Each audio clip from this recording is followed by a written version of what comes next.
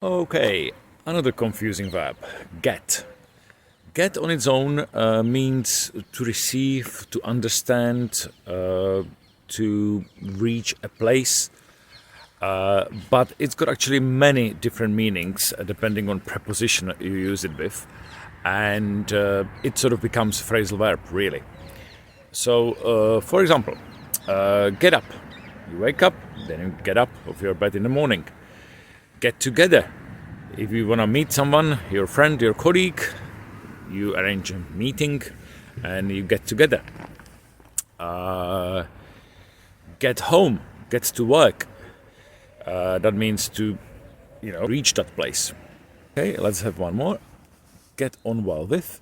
If you get on well with someone, that means you understand each other, you know each other well.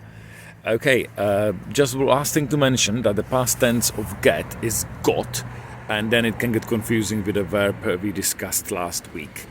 Okay, that's it for today. See you next time.